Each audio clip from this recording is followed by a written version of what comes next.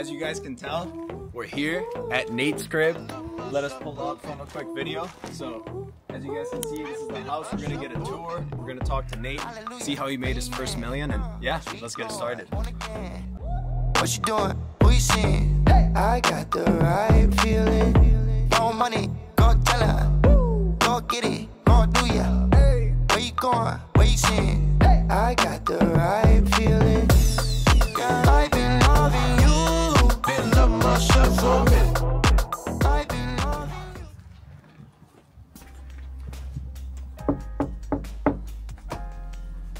Let's hope he's home. Yo, what's up, long brother? time no see. Good to see you. Thanks for having us over. Yeah, welcome to the new house. Ready to film a video? Let's do it. Let's get it.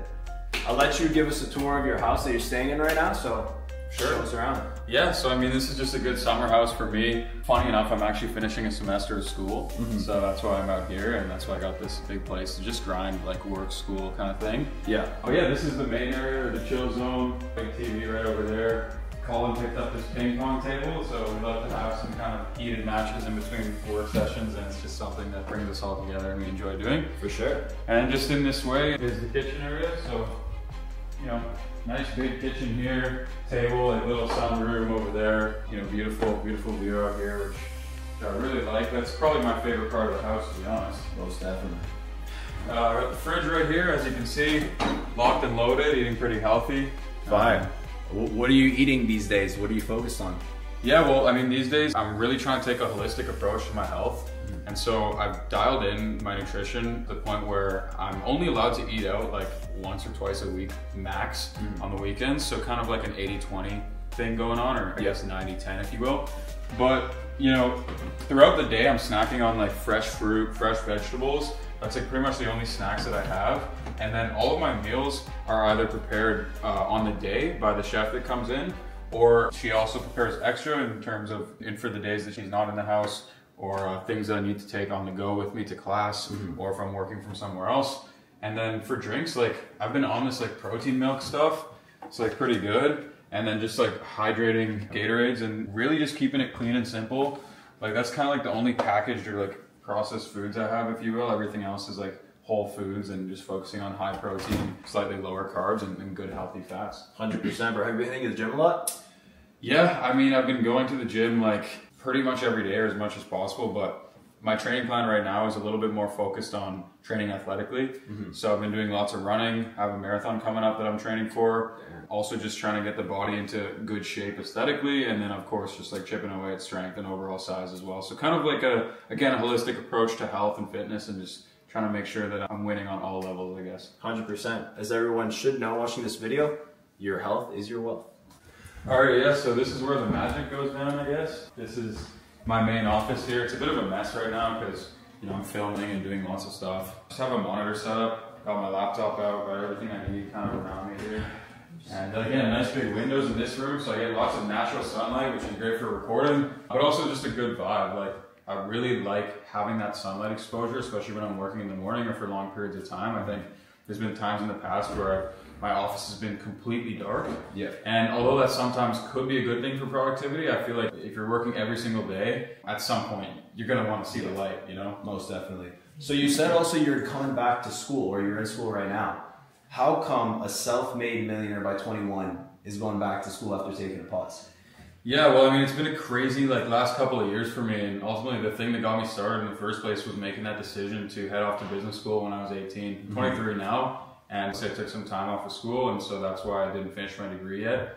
But I realized I was, you know, pretty much about a semester away from getting my degree, and my parents, regardless of how much money I'm going to make, they're still going to be on me about it, and I feel like I do owe them that kind of duty and respect, just finishing what I started. And also I want to do that for myself too, because I came all this way, and you know, my parents are really big in academia. My dad came from a third world country and wanted to provide me with that type of opportunity here in the first world. So really just a mix of not wanting to let them down and also just finishing what I started, and I'm so close anyway. And even when I was in school, my time management was pretty good, so I was finding that I was able to make big strides in my business career as well. So now that I'm just juggling both again, it's not too bad, only for a couple of months, because like I said, I've been used to it. Yeah, we'll see what happens, and I'm excited to kind of get this finished with and get back to traveling and just solely focusing on the business and my own self-development as well. For sure, that's awesome. I remember too, you started doing social media marketing while you were in college or university in your first year. That was your first business model that you ever tried out? That was, I guess, like I've done little things here and there. Like, you know, when I was younger, I used to be in the clothing, hype clothing, designer clothing, and sneaker reselling game. So I would literally get these softwares, bots that would essentially allow me to capture these rare items on drop before everyone else. And I'd sell them. I would do lots of like buying, flipping. I even went to conventions to, you know, buy different shoes and then flip them right then and there. And I made, you know, a decent amount of money for a 16, 17-year-old kid. I'd say on the best months, it was a couple $1,000s a month in profit. I would also flip little things on the side, like iPhones and stuff like that. But I guess it's always been kind of in my DNA to an extent. You know, when I was really little, I even remember doing tons of little lemonade stands. I used to hand make duct tape wallets. I used to sell candy out of my locker at school. So just a very like traditional kind of entrepreneurial upbringing, I guess. Yeah, 100%. I used to rock those lemonade stands as a kid too. Yeah. I'd make like $20 a day or something, you know. Just all the people feeling sorry for you. No, literally, like, no one actually wants it. You know, marketing's marketing. You gotta find your angle and you gotta take advantage of it. And when you're that age, you're thinking, I don't have any skills, but your skill is being young and being cute and having older people feel sorry for you. And that's a marketing angle that you can take back then that you probably can't get away with when, you know, you're fucking 6'4" and just an actual man now. So what were the steps or what was included in making your first million by 21 years old? Yeah, I guess my first million, it was made from a couple of different income streams, but predominantly one. And I think that's the case with many entrepreneurs. Like they'll start out making their first 10K, 100K by doing a bunch of different things. And then once they've made their first kind of 6 figures, that will be the business model that likely takes them to 7 figures and beyond. And then once you're kind of beyond 7 figures, that's when all of a sudden you have a bunch of money, probably a bunch of connections and other things that you can leverage. That's when you're gonna see people start to kind of put their money into different places, start doing different investments. Like nowadays I'm looking at real estate. I'm also invested into crypto, stocks, looking a little bit in the private equity space as well. So just dabbling into different spaces, different industries and seeing where that money can be spent. But in terms of making the first million itself, I started with social media marketing, as you know, and then I had a client that introduced me to dropshipping. Okay. And basically that's when I realized I could take one product and sell it to millions of people instead of, you know, having all this friction in working with, you know, a select handful of clients and having difficulty scaling and so on and so forth. Now you can have a lot of success and you can scale up agencies. A buddy of mine does over $1 million a month with his agency, but I found dropshipping the better route for me because I had a crazy skill set in marketing. And I guess you guys can see that now in my personal brand. I'm able to spend somewhat minimal time on it per week and achieve pretty good numbers on YouTube and Instagram. And that same skill set in marketing can also be applied to physical products. And you have a similar skill set as well that you've taken from e-commerce, moved over to your personal brand. At the end of the day, it's just capturing attention, capturing eyeballs, and really just picking out those products that are gonna strike an emotional chord with someone. And that's kind of what I did early days with Facebook, and then moved over to TikTok ads, kind of started scaling those up successfully, and probably 1.5 to 2 years into e-com is when I crossed my first million. Fuck yeah, bro, that's awesome. What was your first few winning products looking like? Because I know you've been in the game for a while, because I was watching your videos a couple of years ago. I feel like the winning products back then are completely different to the ones that work now. Yeah, 100%. I mean, there's a lot of Facebook winners back then, because I started, what, 2018, 2019 probably? Probably 2019, like sometime around there. When the first product I actually had a lot of success with was UVC sterilization wands. I mean, before that, I had had some preliminary success, like 10K, 20K. I think maybe the best was like 15,000 in a month kind of thing, with just various different products, but they weren't all that profitable, right? Yeah. And the first product that really made me a bunch of money was these UVC sterilization wands. And they're basically these little products. You hold them over like high touch surfaces and areas like your phone, your keys, your keyboard, your car, things like that, where a lot of germs are going to accumulate. Yeah. And UVC, the technology, is it kills those germs, bacteria, and virus that start to live on surfaces. And so, you know, starting up that brand and then transitioning into 2020, and when COVID hit, was the absolute perfect thing that just exploded my business, right? And so practically overnight, I was positioned so well, and I went from, you know, 2-3x ROAS on Facebook to like, I think on the best weeks I was doing like 9 or 10x ROAS, which was crazy. It probably stabilized around a 5 or 6. For those of you who don't know, it's like every dollar you're putting into ads would basically return back $5 or $6 in revenue.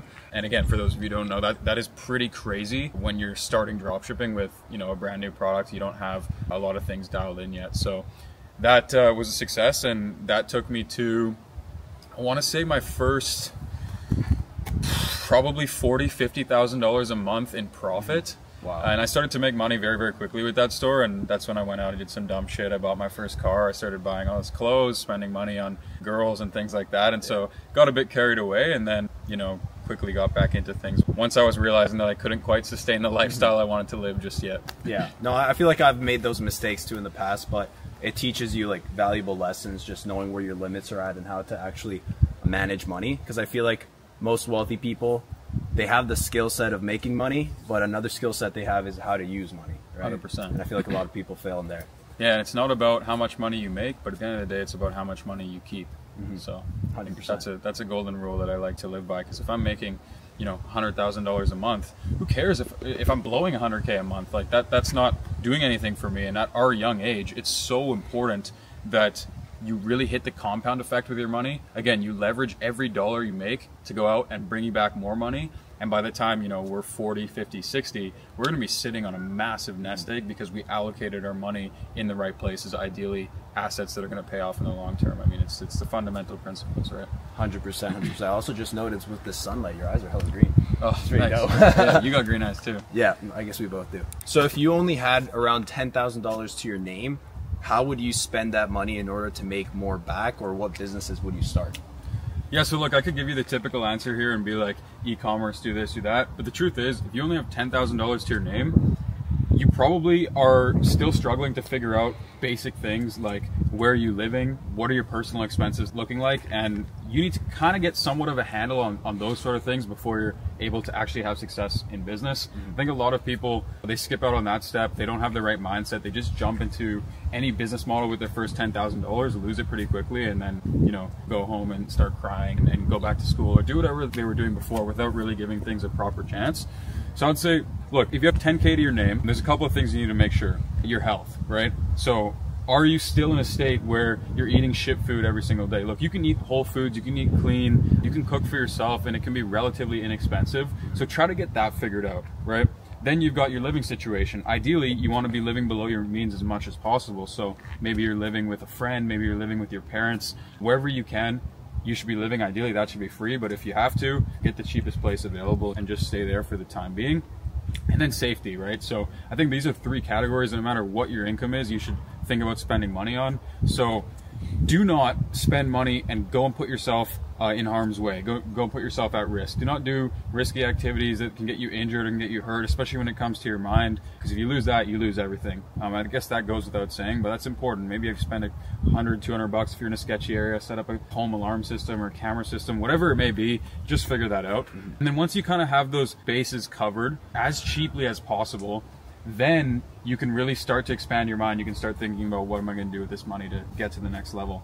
And that's when, you know, for me, again, I'm biased, I would say e-com, right? Because you can take a product, you can launch it, you know, you can rip ad creatives, you can set up a store in 10 minutes for free using my software. You know, I'm sure you have assets and resources as well to help people do this. There's so much information out there for free. My YouTube channel, yours, tons of others. If they don't fuck with us, they don't want to watch our stuff. The information is all out there for free, right? So the whole point of dropshipping, again, is an extremely lean start to a business. You don't have to hold any inventory. You don't have to spend any money on marketing, even if you don't want to. If you can, you know, order the product yourself, 20, 30 bucks, film some video ad creatives, go viral on TikTok. That would be the route. But the real truth is, you need to do what you want to do. And I'm kind of like, I'm sick of all these online gurus saying like, you need to pick a practical business model and stuff like that. It might be controversial for this take, but the truth is, every single business model works, whatever you want, right?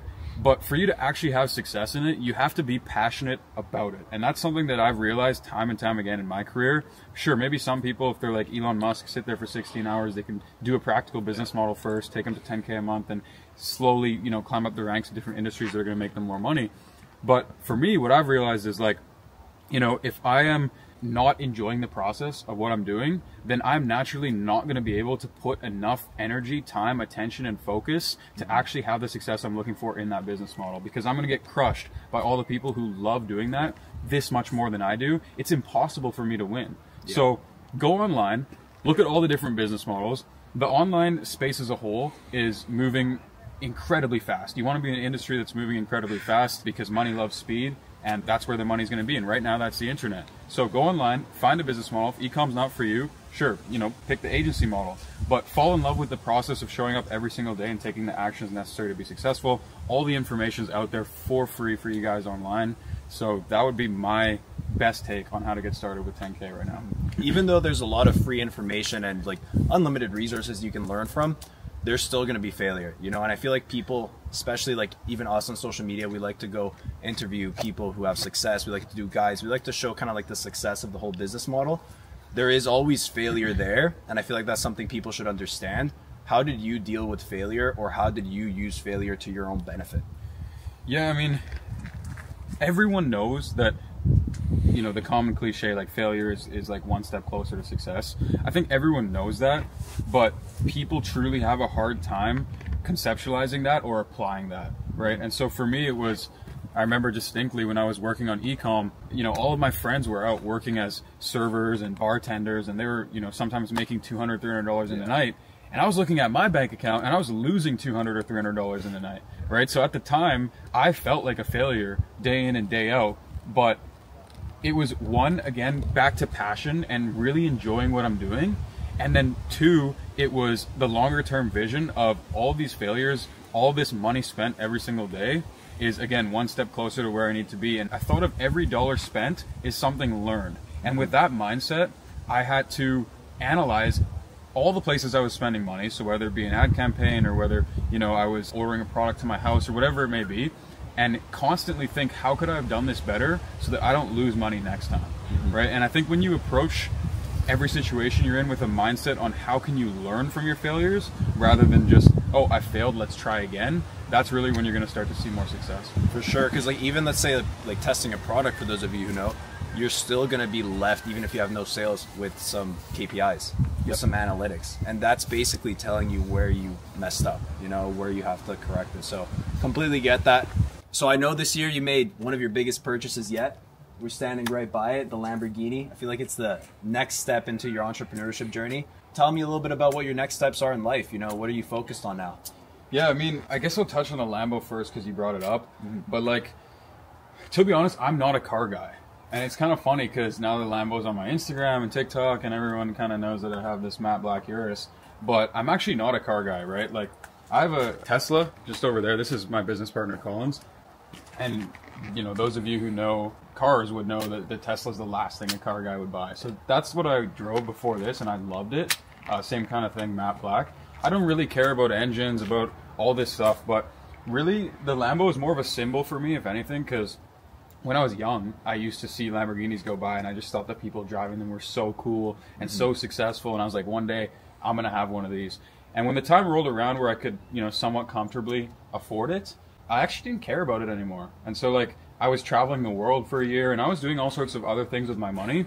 But then recently, in deciding to come back to Canada, come home and spend a little bit of time here, I was like, you know what, I kind of owe it to myself to give myself a little gift, I guess, to my younger self and pick this up just more for the symbolism. And also I like the way that it feels when other people get to feel special and come in my car, and so many people, like, they've never been in a Lamborghini before. And so that experience that I get through bringing those people in my car is honestly way better than me actually driving the car or having it myself. So I guess that's why I got it, and it's been good so far. So who knows, maybe another supercar on the way at some point. But yeah, I guess next steps for me, I've been pretty focused on my personal brand over the past year, especially with traveling and making new connections and meeting people. through that, I've been partnered with Shopify and TikTok. I've been, building out different softwares to help people remove as much friction as possible and just getting started with e-com. And through that, I've done a lot of affiliate marketing. I used to have a full-on mentorship program as well, but ultimately we went more towards the affiliate route. We went more towards working with the big companies and helping them out and providing as much value for free. And yeah, I guess I have different strategic investments and partnerships going on with different brands and stuff as well. But moving forward, I want to focus more in that lane. So I'm looking at real estate, I'm looking at stocks, I'm looking at crypto, I'm looking at joint ventures and partnerships in e-com businesses and a little bit of software as well. And so due to all of that and just how crazy my work life is getting, I'm thinking I'm going to take a step back from the content of the personal brand. So this is something that I have not really shared publicly yet. So I guess viewers of your channel are getting to hear this before even viewers of my channel, which is funny, but I'll definitely have to update people at some point soon. But what's really exciting is before I decide to kind of step away from content, I'm dropping the biggest videos that I ever have. So I'm talking about like 10 hours in depth, absolutely everything that I know about making money online, and also an in-depth my story video, but not like a normal, like this is what I did to become a millionaire. Like I'm talking about every last action that I took, every single week of my journey over the past 5 years, broken down for somebody who wants to follow the exact same path as me or learn about the very key things that allowed me to get to the next level. And so that content's going to go crazy for people of, I think, all levels, beginner, intermediate, and advanced can definitely take something away and learn from it. I'm super excited to drop all of that because some of this stuff I've never even talked about on my channel or on short form, on Instagram, on anything. So yeah, that'll be in the books over the next couple months. And if you guys want to get ready for that, check me out on YouTube as well. Check them out. That's crazy. 10 hours of pure just content that you've gathered through all these years. Like everything that you've learned is just going to be put into one video or two with the My Story video. Yep. That's crazy. I need to start doing content like that. My goodness. Do you have a time frame on when you plan on getting back into social media, or is it like a one-way flight for now where you just want to experience all these new businesses that you want to tackle with all the SaaS and real estate, and then you'll figure it out if you want to come back? Yeah, well, the truth is, after dropping all of the value that I'm going to be over the next couple months, like I'll have put my entire brain into content. And so that's another reason why I'll probably step away for a good while, if not indefinitely. I mean, I'm sure, like realistically, I'm sure I'll come back at some point. And the reason I'm saying that is because let's say a year down the line, I start a couple new businesses, I have tons of new life experience, I've probably traveled around the world a couple more times. Yeah. Then I'll come back on YouTube and I'll be super excited and fired up to share that, because I also love sharing value with people, especially a younger version of myself who's hungry and who wants to go out there and maybe buy one of these one day, a nice house like this one day. And so that's really what it's all about. But after this, I feel like I'll have dropped everything that I can, genuinely, and I'll take enough time away from content as I need until I feel that it's time for me to come back and help out the next generation some more. So 100%, bro. Well, I appreciate you for having me over, man. It's been a complete blessing. For all of you guys watching, just so you know, a few years ago, I was helping him film some YouTube videos. He's at 30K subs. Now you're at what? 300K? Just over 300, 305 or something like that. Absolutely crazy. Shows you what consistency does. So don't forget to subscribe, work on yourselves, and I'll see you guys in the next video. Peace.